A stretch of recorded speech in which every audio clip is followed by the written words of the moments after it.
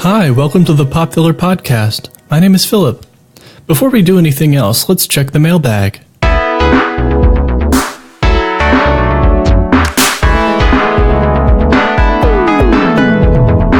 Ruby C. asks, who's your favorite actor typically typecast as a villain?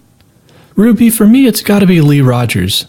I tend to like actors that really suck me into the screen and then freak me out a little bit, seemingly for no reason. I think there is a reason here, though.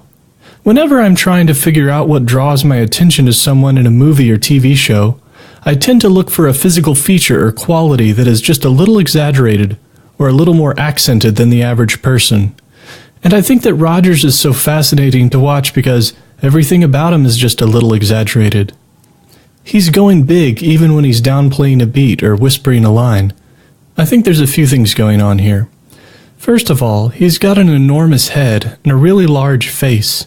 It really fills out a frame. His mouth is extra wide. His eyes are always bulging a little. His nostrils emote. Even his forehead looks like it's threatening to chew the scenery. And his natural go-big aura makes him especially menacing and magnetic as a villain. His smile is unsettling regardless of whether there's any malice behind it, and every facial muscle movement makes me want to jump a little. I think he's going to be a great Colonel Sanders, and I'm excited to see what he brings to the role. I've gotten a few messages about this show since I last talked about it, and sort of maligned it, so I want to follow up briefly. Shout Out really turned itself around for me. They settled in and started interacting with the pop culture references inside of the show, instead of just pilfering them or lifting them wholesale. And they moved into writing their own rules into the universe of the show and giving some of the monsters some real character development other than focusing solely on how they torture and kill. Still, I'm a little hesitant to dole out too much credit to the writers as this being some sort of grand plan. I think all that happened is they figured out what their show is, not just how they revolve around other people's IP. But I don't know, maybe that's unfair of me. Either way, real laughs, real improvement in originality. I'd now give a soft recommendation for Shout Out, but if you do start it, give it some time.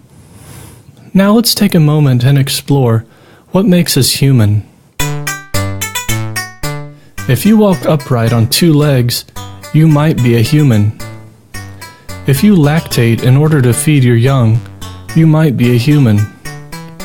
If your blood feels warm when you accidentally cut your finger with a chef's knife, you might be a human. If you're acutely aware of your own mortality, you might be a human. If you like to look at snow, but not spend a lot of time in snow, you might be a human. If you fruitlessly attempt to plan for the future, you might be a human. If you ever crave silence, a truly physical and mental silence, but that craving only grows and grows until it manifests as a scream that can only be heard in your own head, you might be a human. If you have a favorite ice cream flavor, you might be a human. If you ever question the brutal toll your consciousness takes on your well-being, and occasionally wish you could just live on a biological autopilot, you might be a human. If you like to laugh, love, and live in that order, you might be a human, I guess. If you, on some level, know you're already living in a state of autopilot, you might be a human. If you've ever said the phrase, "Well, I'm only human," and considered it a valid excuse, then you might be a human. A human.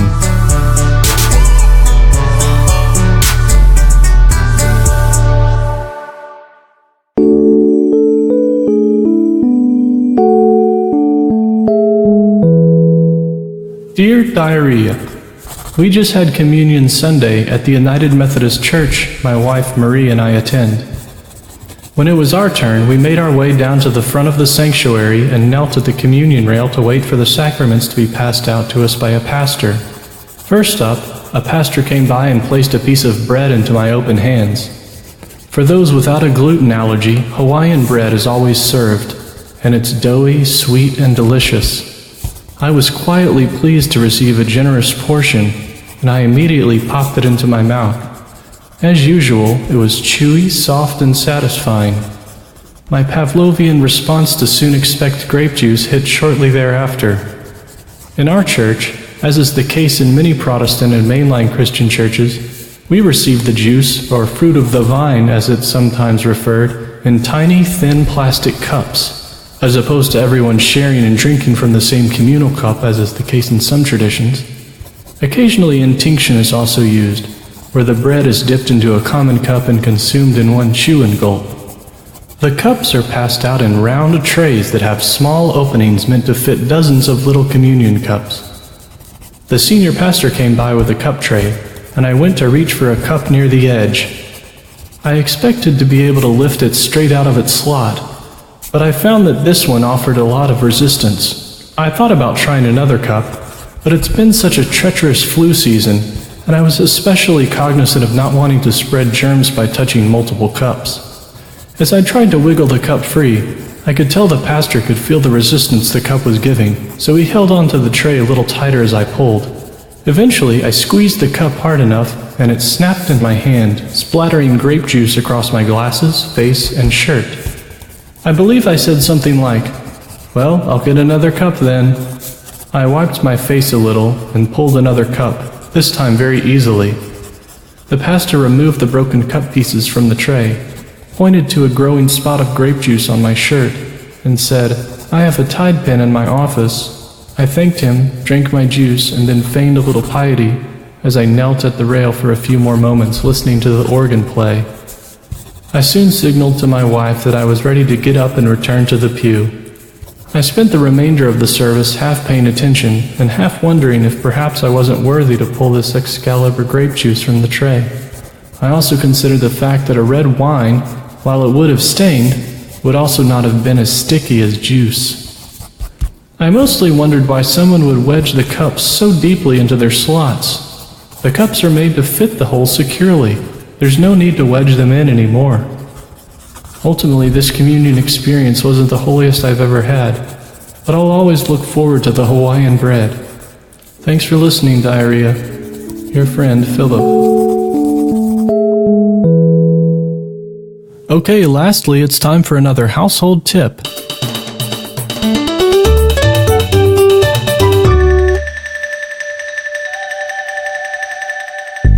We have a dog. Her name is Rhoda.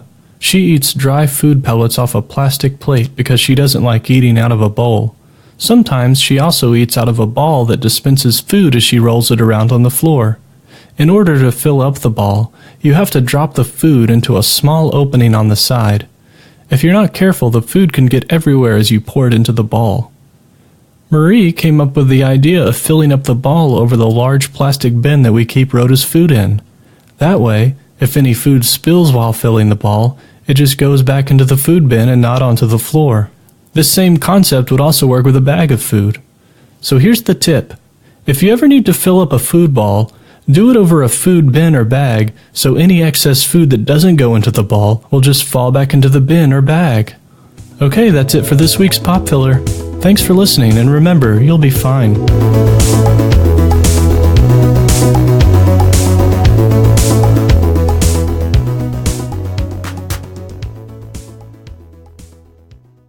You might be a human,